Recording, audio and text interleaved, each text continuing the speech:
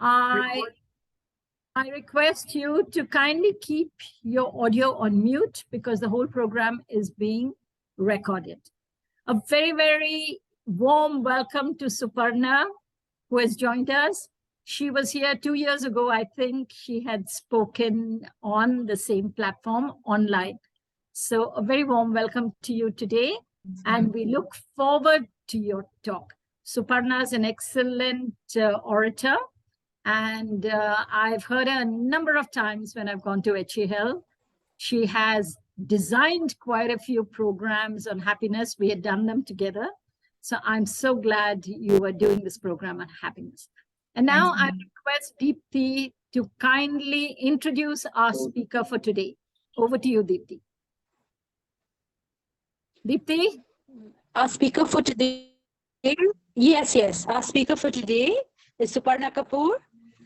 Suparna Kapoor is an engineer by education and a manager by profession who sees herself as an explorer and a spiritual seeker at the core. As part of her profession, in addition to executing strategic defense projects in telecom and aerospace, Suparna has conducted more than 300 workshops and 2,000 sessions for more than 10,000 engineers, managers, leaders, as well as college students. Suparna's journey of personal growth started way back in 2007, and during these past 15 years, she's experimented with and learned various philosophies, tools, techniques around human behavior and spirituality. Some of these include theater, storytelling, NLP, Mandala art, positive psychology, emotional intelligence, Sufism, mindfulness, Ho'oponopono, and more. Her purpose is to be able to connect to her centered self and eventually the divine consciousness. Winner of various awards, including Woman Achiever in 2020, Suparna is a regular speaker at national and international conferences and forums. In 2022, Suparna was awarded the selective and prestigious British High Commission's Chevening Fellowship at the University of Oxford, UK. Welcome once again, Suparna Kapoor. Thank you so much, Deepthi. It's over to you now, Suparna. Yeah. Over to you. So very warm welcome to all of the people who are here. I can please see some names. I'm not seeing the faces, but yes. So thanks, ma'am, first of all, for having me here. I had, as you mentioned, last 2 years back, I had done a session on Ho'oponopono. That's again something that has helped me a lot. And the session today is also, I know it for many of you here, because you probably heard a lot of people over a period of time. It may not be something entirely new because most of us know the concepts, but I think it always needs a refresher because at different phases and stages of our life, we constantly need to be reminded of certain very basic fundamental things that probably we forget as we continue living in a very, very busy world. So I think the session today is more my attempt on that. And also because happiness is a subject that I have actually researched and deep dived a lot into. I'm also a happiness coach by training or certification also. So it comes from some of those learnings and my own experiences. So just give me a moment to share my slides. And I hope the session would be useful. Probably somewhere towards the end, we can have some queries or some discussions, and probably I hope to learn also from few of you here. So the session is what I call Happiness Decoded, because I think we all have very different understanding of happiness. And for each one of us, happiness means different things at different ages and different stages of our life. It's not one thing that's equivocal in nature. And what I'm going to share here is kind of a mixture of science, philosophy, psychology, and spirituality, because the happiness that I have understood and experimented with is based on all of these principles. Because earlier when I first came across this concept of happiness as a science way back in 2014 and 15. And what I tried to do was keep it kind of slightly separate from any other especially the spirituality, because being part of a corporate world, sometimes you have to keep those barriers. But over a period of time, I realized that they are one and the same thing. Science is only giving us data and facts about what we actually already know.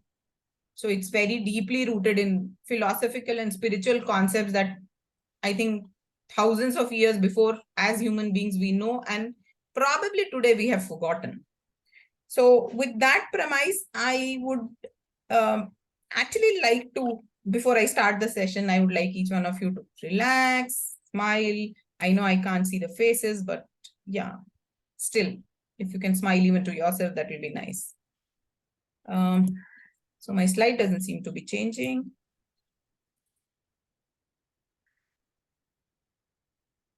Yeah, so I think the statement that I've put here, I put there because I think that's where my own quest about this whole idea of happiness started. Because, and I think for many of us here, we are a privileged lot of people. We have a lot in our lives already: relationships, careers, money, some status in the society, a lot of things. But still, inherently, there was this sense that it's not what we are seeking, and it's also not something that makes us happy all the time. It makes us happy for a short while, and then we go back to our own state. And there was also a phase in my life probably where I was dealing with a certain sense of unhappiness, if I would like to call that.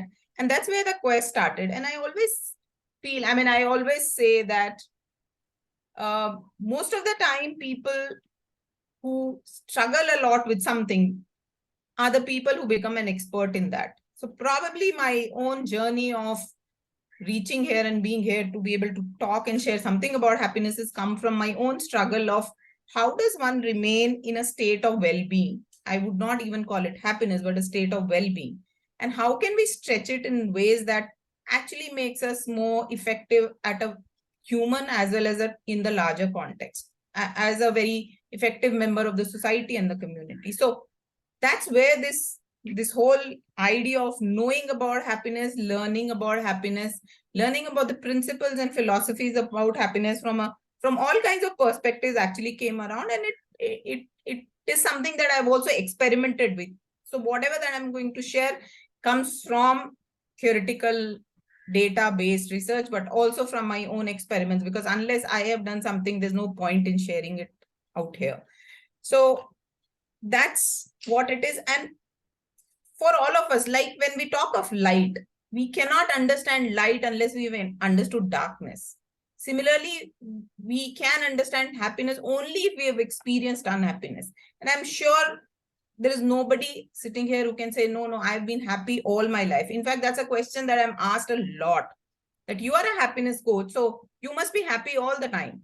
I say, no, that's not possible. But I also know that I understand how I can come back to that state, and the power lies with me. And that's been my shift from this understanding. And we all know that happiness is our natural state. If we look at a child gurgling with happiness, we know, like, children are born happy, and we are all born happy. We are all hardwired for happiness. But across time, as we grow up, as we mature, as we come across the experiences that the universe or the world offers to us, there is something that happens to us. There is this coating that comes across us where we lose this natural state. And if you think about it, a child is happy only all the time unless there is something to disturb that happiness. There is a hunger, there is a discomfort, bodily discomfort. That's the only time when the child is unhappy, right? But what happens to us as we keep growing up? We need reasons to be happy. We come to a state where we're really not happy all the time, but we are happy only when we find something that makes us happy. So there's a complete 180-degree reversal as we grow up. And that's also the social programming that happens even as children, and especially as women. Sometimes I'm sure many of you might resonate. We are told, don't laugh so loudly, you are a woman. Or in the corporate world, we are We are trained not to really express our happiness or any of our emotions out there. So over a period of time, we lose the touch with this inherent happiness collection that is there inside of the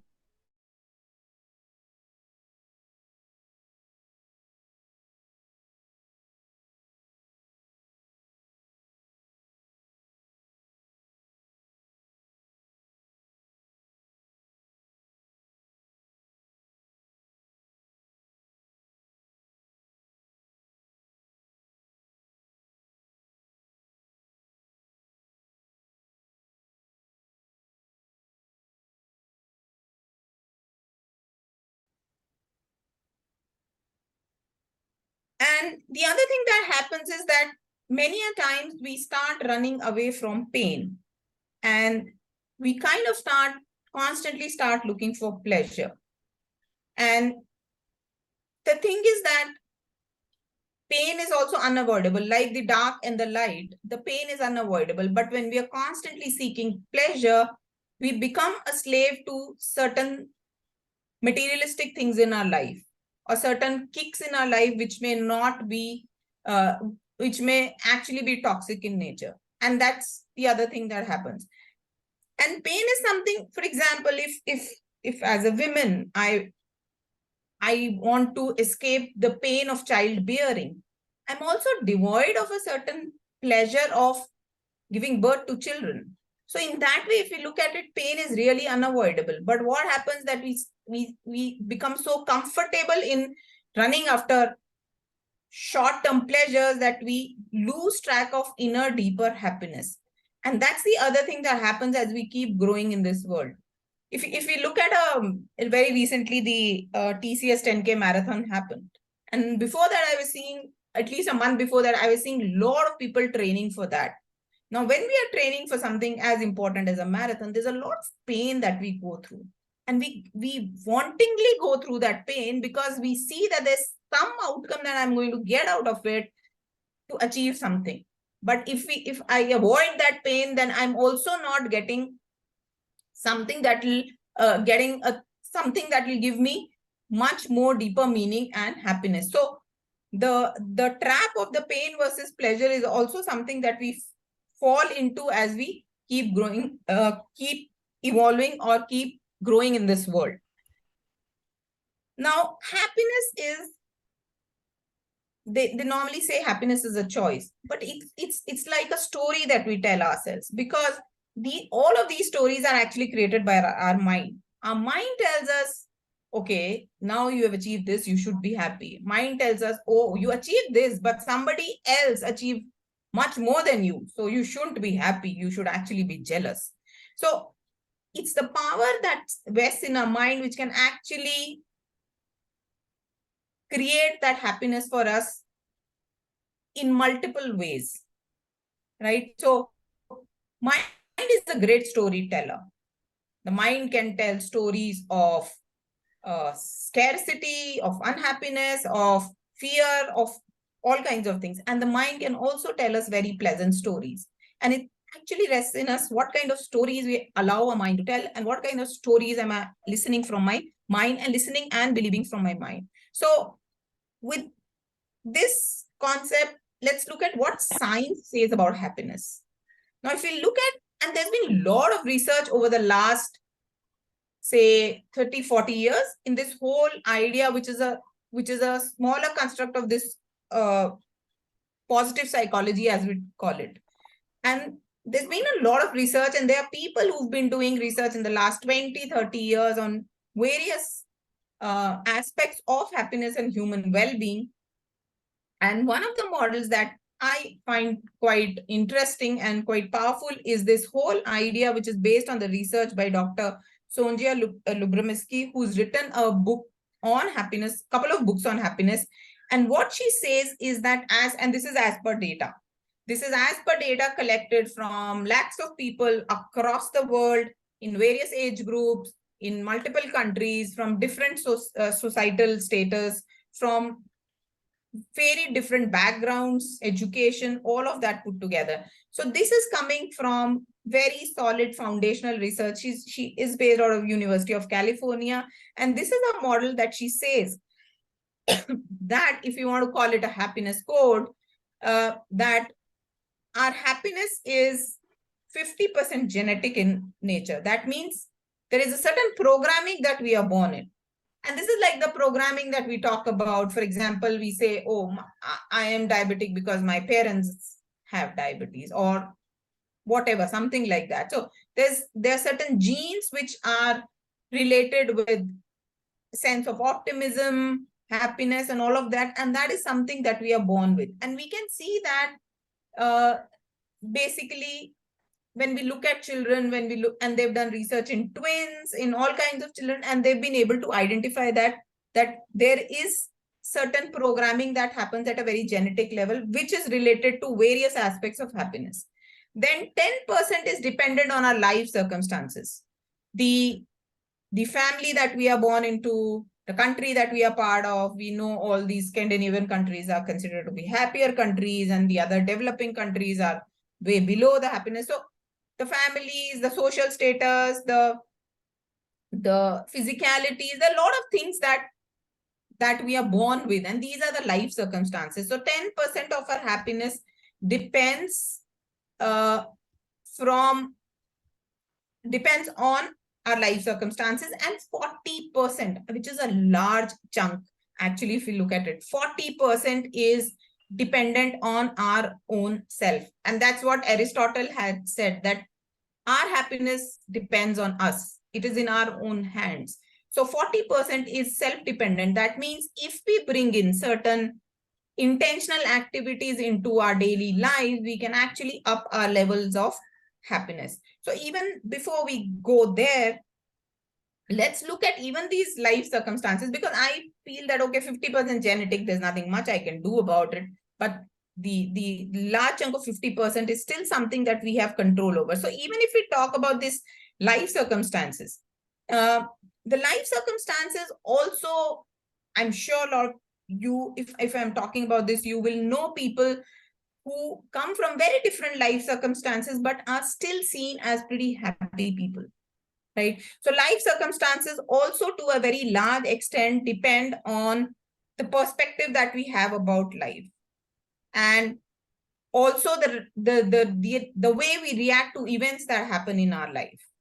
So again, my slide is not moving. So just to give a couple of examples about people who've had difficult life circumstances, but they're still some of the happiest people that probably we would have seen. And one personal example that I can share, and a person that I've interacted with, is Dr. Malati Hola. If some of you know, she's Arjuna awardee. She's a para-Olympian. She's a Karnataka-born person. She's based out of Bangalore. And she is somebody who was affected by polio in very early years of her life. And over the course of her life, she had multiple operations, 40, the last time I met her, 40 operations to actually work on different parts of her bodies because her bones were cracking along the way.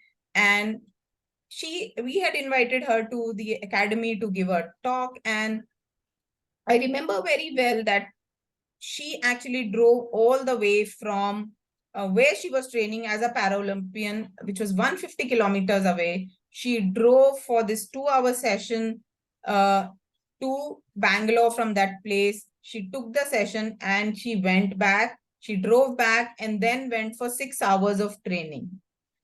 That's coming from somebody who's been born with difficult life circumstances. But when I asked her this question, I remember very well when I asked her this, because she's very happy, very smiling, very cheerful through the entire thing. And when I messaged her at 10 o'clock in the night, she said, I've just come back to my room after a very hectic day. And I asked her, how do you think you are happy? And she says, there's nothing to be sad about. She runs an orphanage, and she says that if I am able to support some children through and help them meet challenges that I have experienced, help them get out of it, that's important. And she says that I remember her saying that initially she had dreams of getting married, but when she realized that won't happen for her, she said, how can I be mother to a larger number of children?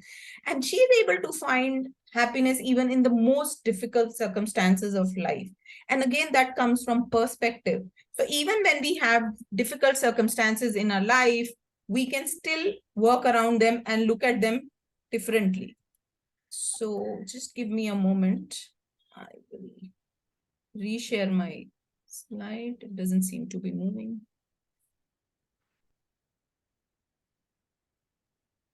Swati, will you help her? Pardon, ma'am? Just help her with the slides, Swati. I will. No, it's okay. Can you reshare it, ma'am? I am resharing it.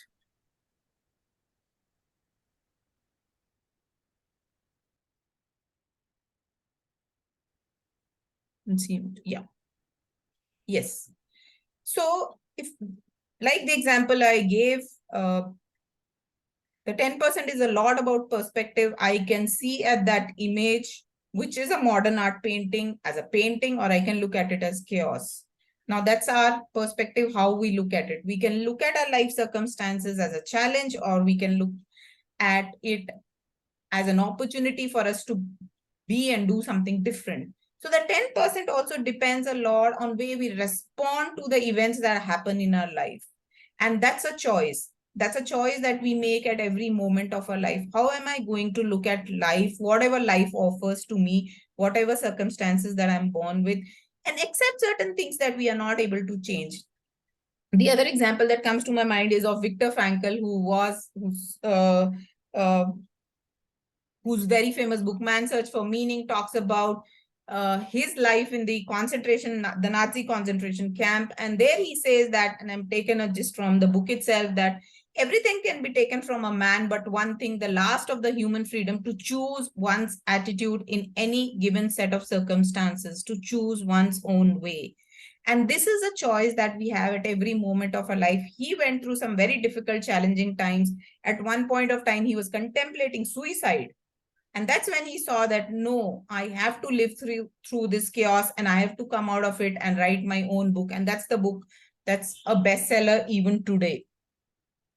So that's how it is. So the 10% is okay, we are born with it, but we still can do something about it, which can actually change our levels of happiness. Now, coming to the 40%, that's completely dependent on us. So some of you would like to share. I mean, I'm sure we know certain things about ourselves that make us happy. So what do you think are some of those intentional activities that come to your mind, or something that you do that makes a difference to your happiness level? Anybody can share or put it in the chat.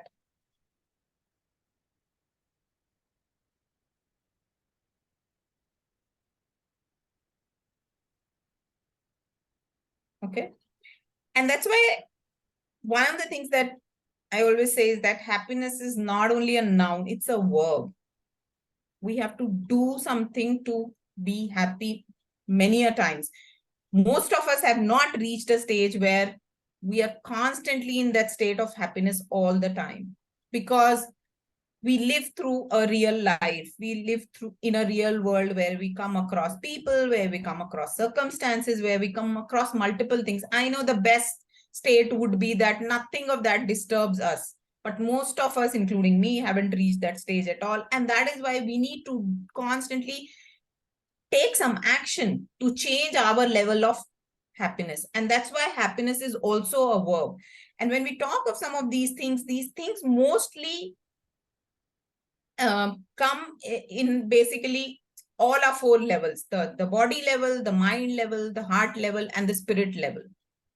And any thoughts, anything on the chat, if anybody would like to share, I think that comes to your mind that you think are the actions that we can take at our own personal, intentional level that will change our levels of happiness on a day-on-day basis.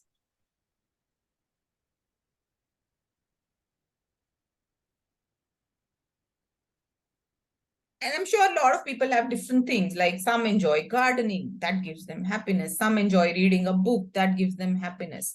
Like for each one of us, there are multiple sort of things that keep us, that have the ability to change our frame at any given point of time. Some of us who are people who go for a walk when they are suddenly feeling that low energy. Some of us listen to music. There are so many things that we can actually do, and each of that is an activity. But can we build some of them on a day-on-day basis into our routine? Because if we are able to do that, that actually changes our happiness levels. So at the body level, if I'm looking at the body level, so I've just used an acronym. It's a short form for food, activity, singing. Yeah, okay, fantastic. Ramesh sir, I think, has put singing. Beautiful. So at the body level, what is it that we can do? We can look at what kind of food we are eating. Are we eating a balanced diet? What are the timings on which we eat the food? How much are we eating? Because all of this, because when the body is uncomfortable, it's difficult to get into a space. I'm not saying it's impossible, but it becomes that much more difficult to get into a state of wellness. So food, and since food is one of the basic fundamental for survival, it becomes very important. Then activity. What kind of activities are we doing? Are we doing some form of exercise? It could be just simple walking. It could be rigorous exercise. It could be just movement, whatever that works for us, yoga, whatever that works for us. Sleep, again, very important. I know a lot of people who say, oh, I'm not feeling good today because I haven't slept well in the night. So how much are we sleeping? What's the quality of our sleep? What can we change in our routine so that we have a better sleep quality? What is the hygiene that we are following just before we go to sleep? Because many of us just go to sleep just after watching television or on our mobiles, which is not really, really very productive. And the T stands for tidiness. Tidiness means what is the kind of hygiene that we are maintaining around us in the workspaces that we are part of, in the house that we are part of, because all of that makes a difference to our bodies. And unless our bodies are comfortable, to get into a state of wellness, it becomes difficult. So what am I doing at the body level, which is helping me? What is it that I'm not doing at the body level that I can add on to as part of my routine, is something that each one of us can ponder on. The next would be at the mind level. Okay, slides has its own mind. So at the mind level, what is it that we can do? Continuous learning, the ability to reflect, reframe, question our belief systems, renew ourselves continuously, do things that we haven't done in the past. One of the things that somebody asked me one day is, when was the last time that you did something for the first time? And it was a question that put a lot of people off guard, because most of the time we are just doing same things over and over again. Because if we keep our mind fresh, if we renew it, if we look at our beliefs which have become outdated, look at the way we operate which has become outdated, the conversations that have changed over a period of time, all of that, then we can add certain things that will enable our minds to become fresher, minds to become more energized. So that is something that we can do at the mind level. And at the body and mind level, what's happening? Okay, at the body and the mind level, defects and addressing, auto-suggestion, yes, absolutely. Thanks for that. Yeah, so constantly, so one of the things that I use very often in a lot of my sessions is this whole idea of a pause. Can I take a pause before doing things that I do on a regular basis? Because many times we are less human beings, we are more human doings. We are so busy doing things that we have actually forgotten to really see what are the patterns that are emerging out of it. Are those patterns helping me, or are those patterns actually stopping something in me which can actually improve my level of well-being? So that's another question that we can ask ourselves. And between the body and mind, I'm sorry, I can't, my slides are not moving. it is having a mind of its own. Between the body and the mind, there is a very important thing that actually connects us, and that those are our habits. So if we look at our habits a little more deeply, what kind of habits do I have? How easy it is for me to form a habit? How easy it is for me to change certain habits which are not working for me? Am I comfortable letting go of certain habits that do not help me anymore, or they are creating a disturbance for people around us? Because our happiness is not only dependent on us, it's also dependent on things around us. So again, habits, which is a basic connect between the body and the mind, because mind is what creates those habits. Something that we keep doing over and over again becomes a habit, and our mind creates those neural networks by which we don't have to think, and it just becomes muscle memory. So again, that is something that we can, yeah, slides are not changing, I know. Even I'm struggling with those. I don't know what is happening. So probably I'll just try, just give me a moment.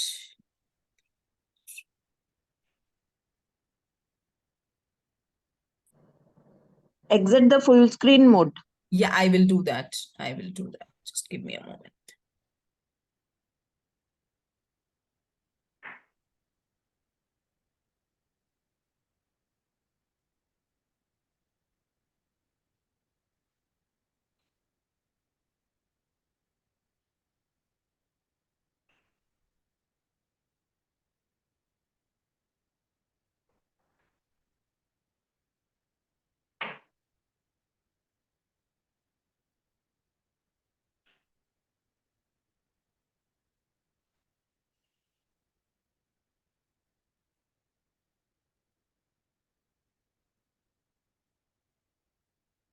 Yeah.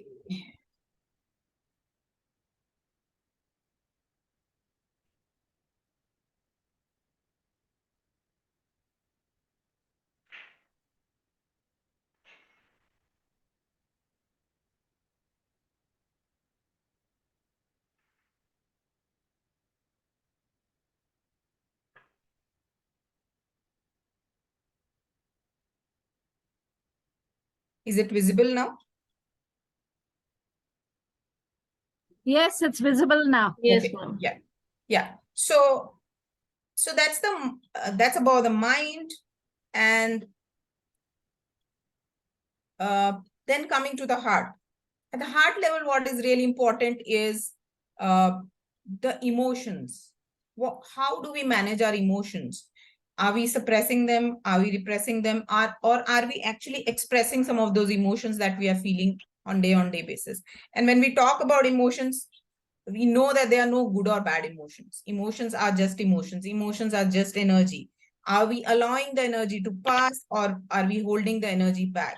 Because if we are holding the energy back, that by itself will cause a dis-ease within our bodies. And when we have dis-ease within our bodies, we are not able to feel the surge of energy, and that stops our happiness or well-being, whatever we may want to call it. So that's at the heart level. So at the heart level, if we look at it, the emotions and the connected energy becomes very important. Are we aware of that? Are we in touch with our emotions, or are we only thinking from our mind space? Now, working with emotions becomes very important. And that by itself is a completely different subject together. And the 3 P's that I've mentioned at the heart level is the people, the passion, and the purpose. Do we have enough number of people in our lives with whom we can connect on a very one-on-one levels? And when I'm talking of people, it's not the quantum of people that we have. It's the quality of relationships that we have with those people. Is there something that I'm passionate about? It could be a hobby. It could be my job. If it's my job, nothing better than that. But if I don't have a job that I'm passionate about, what is it that I'm passionate about? Is there something that keeps my energy going? Is there a purpose that I see in my life? Is there a meaning and purpose that I see in my life? And these are the things, when we are able to connect at a heart level, this enhances our level of happiness? And then at the spirit level, how connected am I to my own self? Do I sometimes sit and introspect on very fundamental questions of who am I? And I'm not saying we go really deep in there, but is there some reflection that happens on a day-on-day basis on my own strengths, my weaknesses? What is it that I can work on myself? What are the patterns that I need to work on? All of those things. And then at the spirit level, my larger connection to the humanity, because we are not in this world alone. There is a whole ecosystem that exists around us and nature. These are the things that actually help us at a very inner soul spiritual level. And these are the 4 levels that if we add any of these things into our daily lives, it makes a difference to us.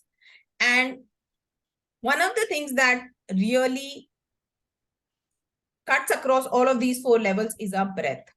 So if I have to tell one tool or one hack or one code that can really make a difference to our happiness and well-being, it's our own breath. Am I aware of my breath? Am I aware of how my breath is when I'm feeling well and when I am in stress or when I'm feeling anxious? Can I manage my breath in a way that it shifts the physical state of my body? Because as we all know, breath is the link between the body and the mind. And if we are able to, even aware that we are breathing, most of the time we are not.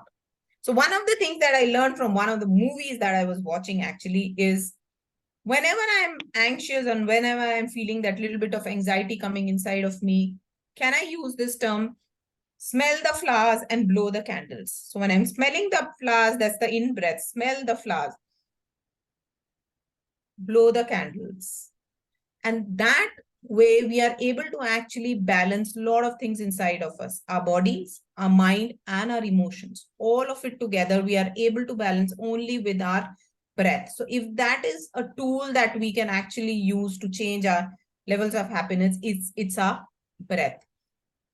And for each one of us in all of these 4 areas, what is the plan that I can create for myself? If at each of these levels, if I have to add one thing into my daily routine, what is it that I can add? So what is it that I can plan? What is it that I can do consistently so that it will make a difference to my level of happiness? And then can I check, is there something different that's happening to me? And then if I need to do some adjustment, can I do that? So that's one level that we can talk about. The next one is again coming from science. So these are the 4 happiness hormones that they say exist inside our bodies. And if we talk of these happiness hormones, and this is called the daily dose: dopamine, oxytocin, serotonin, and endorphin. And if you can see the slides, you can see that for each of these hormones, there are certain activities that are associated with it. For example, sir was talking about singing. So singing gives a dopamine high. Music helps us increase the levels of dopamine. When we are meditating or sleeping, that also helps us increase our levels of dopamine. Achievements.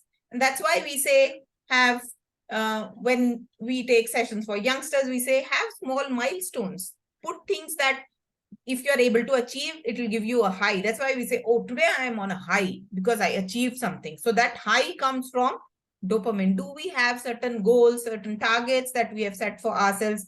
When we reach those targets, we are able to get that sense of high. And appreciation of our own selves and appreciations of things around us and people around us. How liberal are we with appreciation, both in receiving as well as in giving? Because that gives us, that raises our levels of dopamine and that improves our level of happiness. Oxytocin is, as we know, is called the love hormone. It comes from intimacy. It comes from connection. It actually also comes from crying. And why I'm saying this, because many of us, as we grow older, we hold ourselves back a lot. Especially there's a programming that is done to the male gender where we think that crying is not seen as a sign of strength. But I think crying is really therapeutic in nature. And that's why In olden times, if some of you've seen the movie Rudali, we used to have women who used to make people cry when somebody died, because we know when we hold something inside of ourselves, we are not comfortable inside. So oxytocin, which is a love hormone, comes from connections, comes from intimacy, physical connect, being with people, that sense of bonding and affection, which gives a kick to the oxytocin. Then comes the serotonin, which comes from sunlight, nature, B12, surprisingly, which again is kind of connected to sunlight and how that is processed within our bodies. It comes from helping others, random acts of kindness. Are we kind to others, and are we kind to our own self?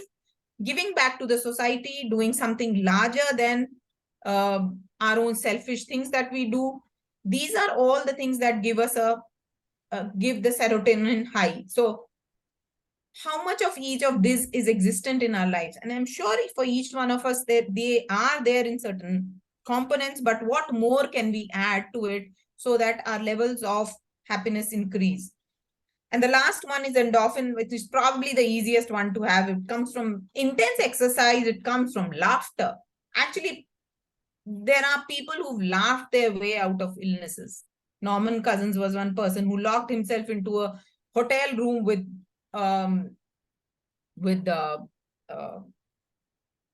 movies, comedy movies, and he laughed. He says, I laughed my way out of my illness. So laughter gives us that. Surprisingly, dark chocolates and wine also give us that. So these are certain ways in which we can enhance the so-called happiness hormones. And this again comes from a lot of research that has actually happened in this particular area. And one of the things that we can actually, so if breath is one fundamental core tool to be able to change our levels of happiness in an instant, the other more deeper thing is probably what research tells us is that our social connections.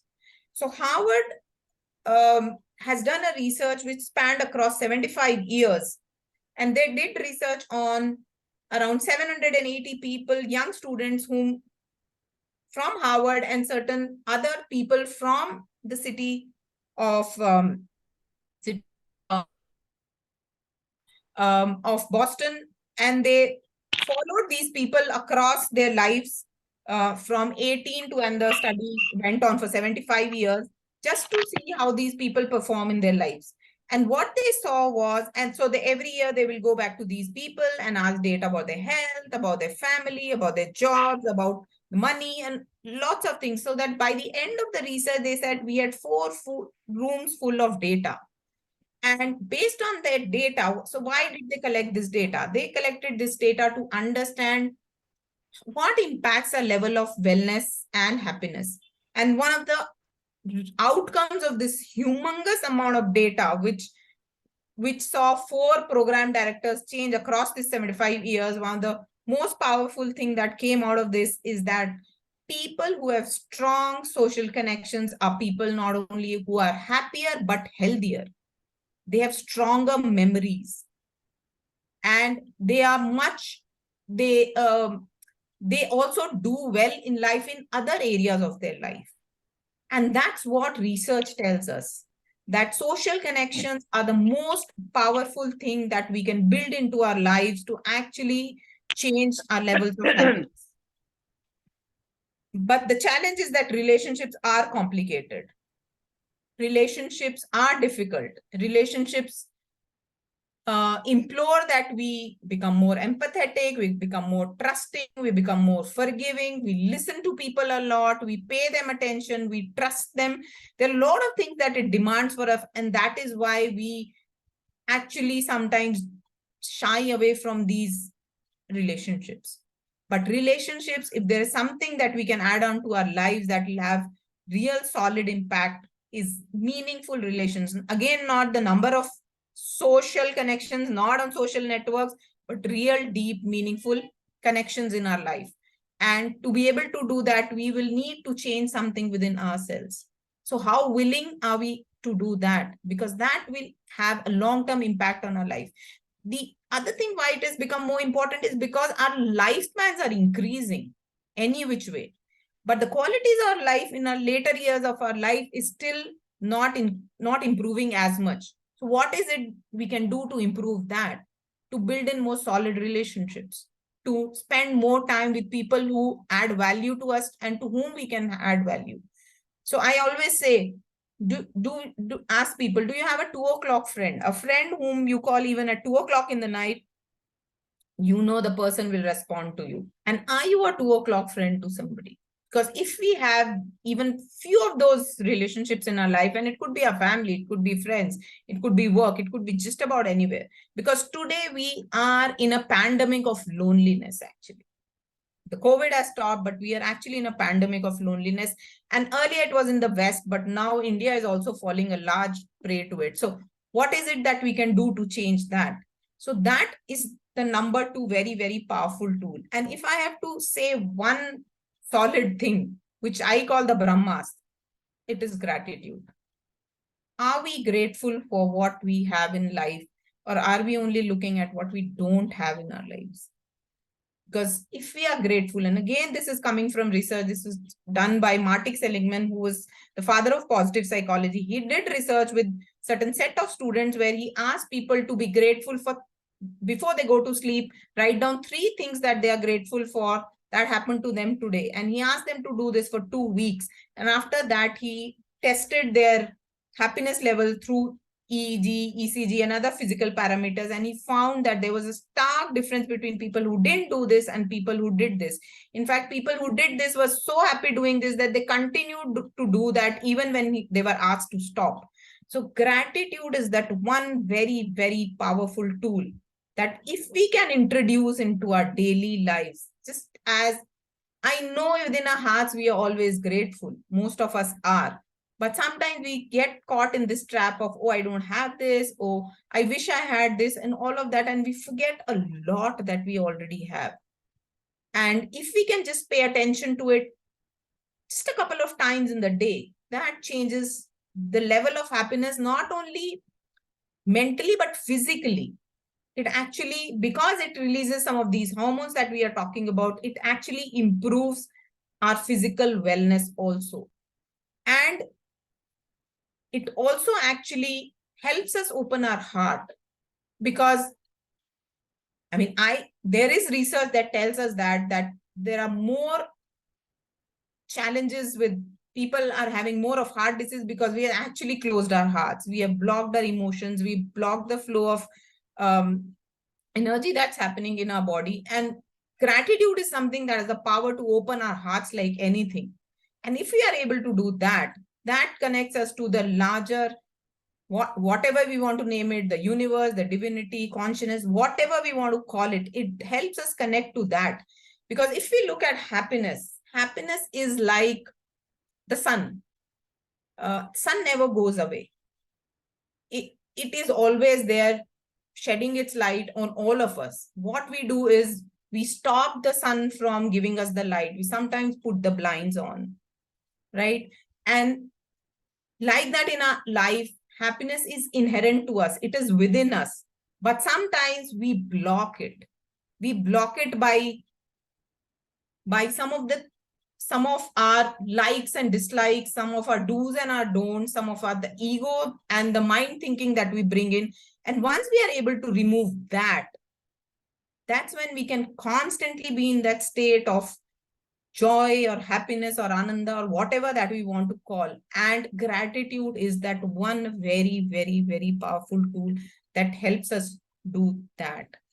And that, in addition to the other activities, if we can bring into our lives, I think that has the power to change the way we feel on a day-on-day basis. Because happiness, finally, what it is, our satisfaction with life and how I feel on a day-on-day basis in my life. And some of these things that I have shared, I hope it makes sense to you. I hope if you are able to include some of these things, they will make a difference to our happiness. And this is not me saying, this is science talking, this is philosophy talking, this is spirituality talking. And that's all that I have to share. Thank you very much. Somebody has any questions? Thank you so much for this wonderful session. It was really very nice, Suparna. And we'll now open it up for questions. Any questions, anyone?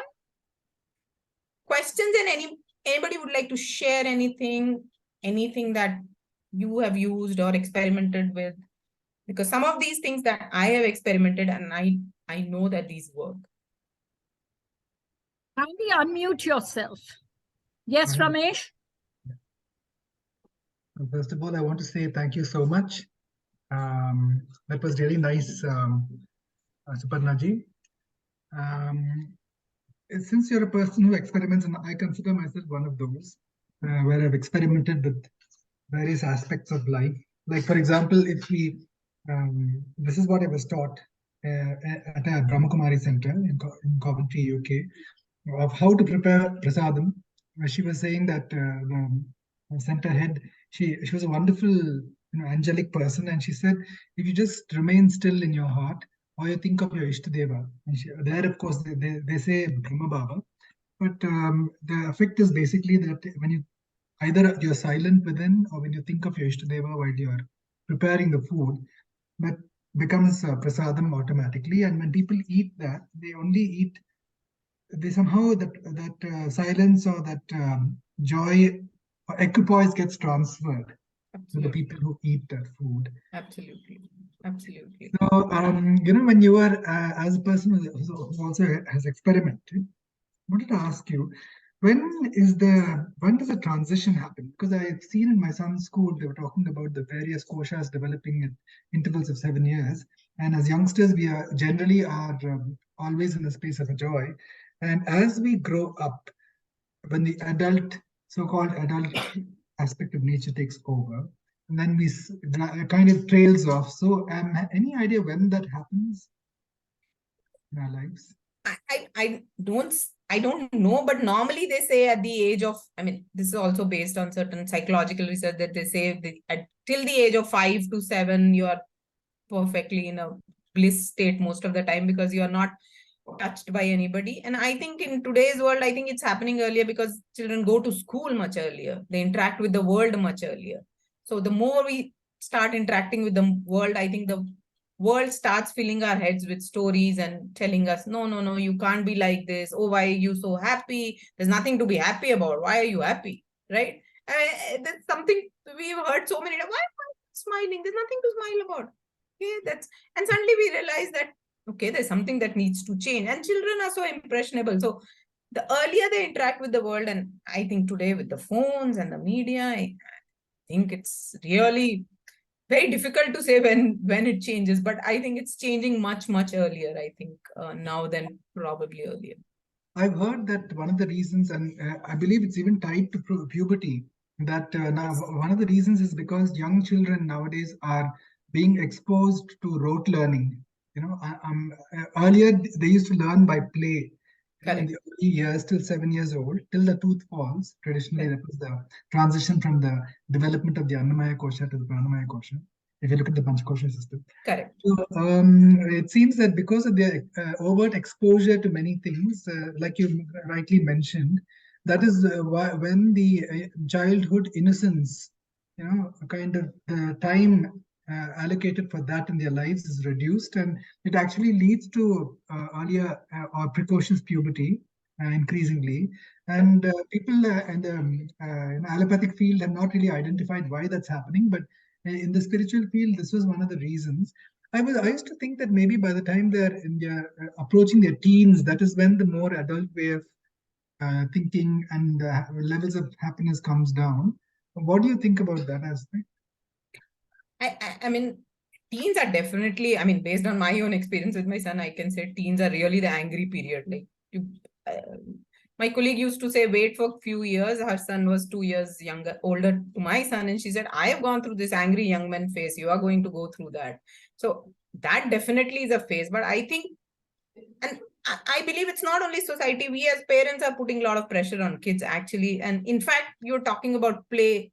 Study is not done as play. In fact, now play is not play anymore. Play is competition. Oh, you're not good in tennis. I started playing tennis because I wanted to play tennis, but suddenly you brought competition and suddenly the whole fun of tennis is gone.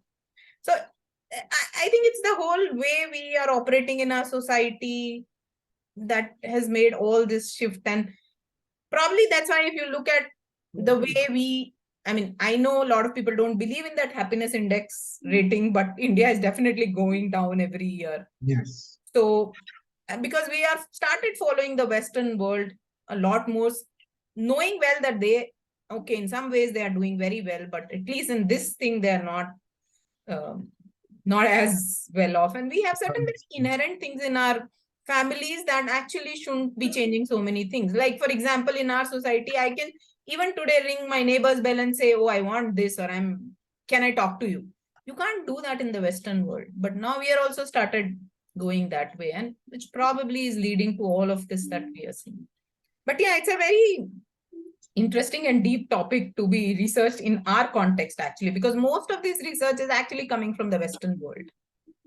There's one more aspect about happiness and teenagers and beyond, that I've heard that if in nations where the concept of ancestor karma, or prarabdha karma is practiced, the awareness that this is practiced, and where ancestors are also, where we still pray to our ancestors for the well-being of our ancestors who have already passed on. Those countries, the teenagers don't seem to go through such a painful teenage period. What is your... I am not aware, sorry. I have not connected those things together as yet. Thank you. Thank you. Thank you. Anyone else would like to share something or ask questions? Kindly unmute yourself and ask the questions or share whatever you would like to. Anyone? No? Okay, if that's the case, thank you so much, Suparna. And I now request Deepti to kindly propose a formal vote of thanks. Over to you, Deepti.